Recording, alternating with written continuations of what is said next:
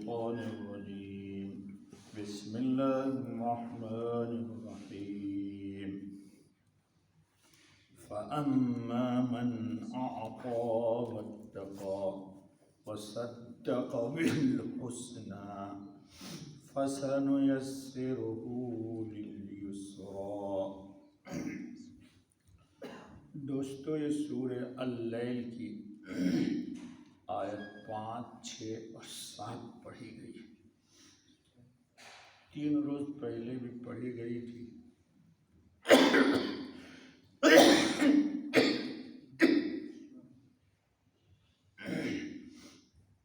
اور آپ کے سامنے تھوڑی سی بات آئی تھی، فَأَمَّا مَنْ أَعْطَى،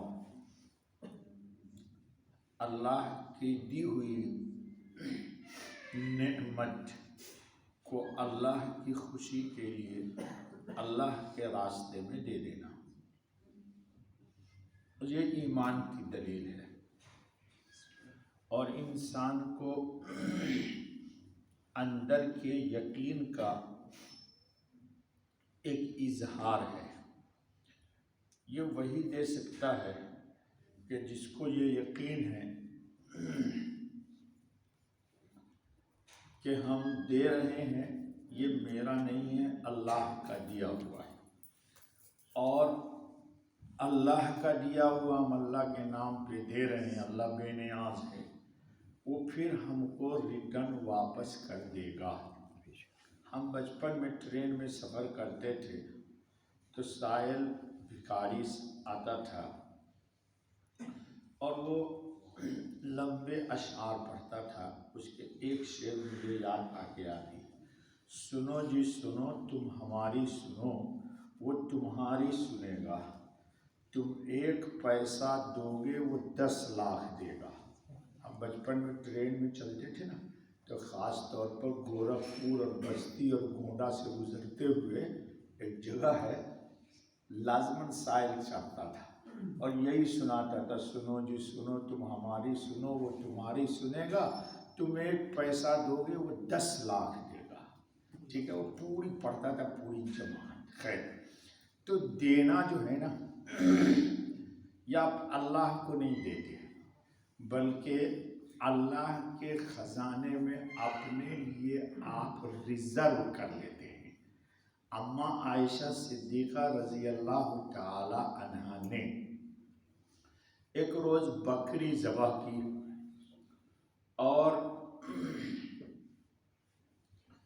ساری بکری کا گوشت انہوں نے تقسیم کر لیا اور تھوڑا سا اگلے دست کا گوشت حضرت خاتم النبیین علیہ الصلاۃ والتسلیم کو پسند تھا تو وہ رکھ لیا حضرت کے لیے۔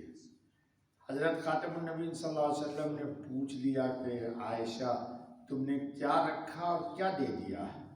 تو انہوں نے کہا کہ یا رسول اللہ صلی اللہ علیہ وسلم میں نے سب دے دیا، سائل کو، مسکین کو، غریب کو، اور اگلا دست تھوڑا سا میں نے آپ کے لیے یا گھر کے لیے رکھ لیا۔ تو حضرت صلی اللہ علیہ وسلم نے فرمایا نہیں عائشہ ایسا تو نہیں ہے، تو نے تو پوری بکری رکھ لی۔ کیا مطلب؟ جو تم نے سائل کو دے دیا وہ تو تم نے لیے اپنے لیے رکھ لیا، اور یہ جو تم نے کھانے کے لیے رکھا جس کو کہہ رہی ہو میں نے رکھ لیا، یہ رکھا نہیں تم نے، یہ ضائع ہو گیا۔ یعنی جو دے دیا سائل کو وہی تم نے اپنے لیے رکھ لیا، پلٹ دی بات کو۔ اور یہ ایک حقیقت ہے، سننا بھی آسان ہے، کہنا بھی آسان ہے، کرنا بڑا مشکل ہے۔ یہ وہ خواجہ عزیز الحسن مجذوب کا شعر ہے کہ کام تو کام سے ہوگا نہ کہ حسن کلام سے ہوگا۔ آج کل باتاں جو ہیں نا بہت پیاری پیاری ہیں جی، باتوں میں لوگ بڑے بڑے شیر اور شاہ سوار ہیں، اللہ عملی طور پر ہمیں توفیق عطا فرمائے۔ آگے چلتے بابا درس آ جاتا ہے، فَأَمَّا مَنْ آتا، سو جس نے دیا، وَاتَّقَى اور ڈرتا رہا، منزل کی طرف چلتے رہو اور ڈرتے رہو کہ پتہ نہیں ان کی شان کے مناسب یہ عمل ہے یا نہیں ہے۔ یہ تو ڈرتے بھی رہو اور آگے چلتے بھی رہو۔ وصدق بالحسنی، اور سچ جانا بھلی بات کو۔ اس دن ہی بتا دیا تھا وصدق بالحسنی سے مراد ہے لا الہ الا اللہ محمد الرسول اللہ، کلمہ کی تصدیق کرنی کہ یقیناً معبود حقیقی ایک ہی اللہ ہے، اور حضرت محمد خاتم النبی صلی اللہ علیہ وسلم اللہ کے نبی اور رسول ہیں۔ اگلا جملہ فَسَنُيَسِّرُهُ لِلْيُسْرَى، وہ تین صفت اگر کسی انسان میں ہے، اللہ کے لیے دینا، اللہ سے ظاہر میں اور باطن میں، خلوت میں اور جلوت میں، رات میں اور دن میں، روشنی میں اندھیرے میں، ڈرنا یعنی اللہ کی نافرمانی سے بچنا، اور کلمہ لا الہ الا اللہ محمد رسول اللہ کی تصدیق جو کرے گا تو اللہ اس کو ایک بشارت سنا رہے ہیں۔ کیا بشارت سنا رہے ہیں بھائی اللہ تعالیٰ؟ فَسَنُيَسِّرُهُ، تو اس کو ہم سہج یعنی تھوڑے تھوڑے آسانی کے ساتھ، تدریجاً آہستہ آہستہ، رفتہ رفتہ پہنچا دیں گے آسانی میں۔ یعنی اللہ رب العالمین اگر وہ تین صفت کسی میں ہے تو اللہ رب العزت اس کے لیے کیا کریں گے؟ ایسے عمل کی توفیق دیں گے جو اللہ کی خوشنودی اور جنت کے حصول تک اس کو پہنچا دے گی، انشاءاللہ ثم انشاءاللہ۔ لہذا ہم اگر چاہتے ہیں کہ اللہ تک پہنچ جائیں، اور یقیناً چاہتے ہیں ہم، نفس ہمارا سرکش ہے، وہ ہم کو کبھی کبھی ڈگمگا دیتا ہے، تو چلتے رہیے، اللہ سے مدد مانگتے رہیے اور منزل کی طرف رواں رہیے، انشاءاللہ ثم انشاءاللہ اللہ تعالیٰ اپنے فضل سے رحمت تک اور جنت تک ہم کو کیا کریں گے؟ پہنچا دیں گے۔ بس دیکھو دوستو، نیت کرنی ہے۔ کیا کرنی ہے؟ نیت، اور نیت میں کھوٹ نہیں ہونا چاہیے، اخلاص ہونا چاہیے۔ اور اس کی دلیل کیا ہے کہ جو کچھ بھی عمل ہو اس میں بندہ استقامت کے ساتھ جم جائے۔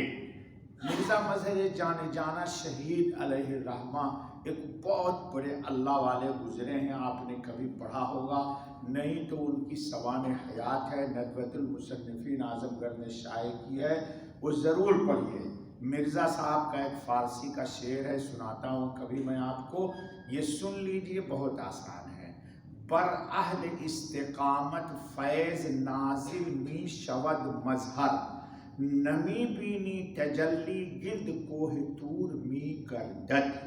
مرزا صاحب کہتے ہیں کہ استقامت کے ساتھ، مثلا 2 رکعت آپ نفل پڑھتے ہیں، ظہر بعد، مغرب بعد، عشاء بعد، تو یہ نہیں کہ ایک دن پڑھ لیا، ایک دن ویری کلوز دوست آ گیا تو اللہ تعالیٰ کو لال جھنڈی دکھا دی، اللہ تعالیٰ today is very very busy.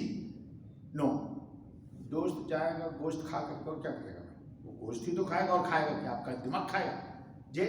تو دوست کی وجہ سے، ساتھی کی وجہ سے، احباب کی وجہ سے نفل میں ڈنڈی نہیں مارنی، وہ ہر حال میں پڑھنی۔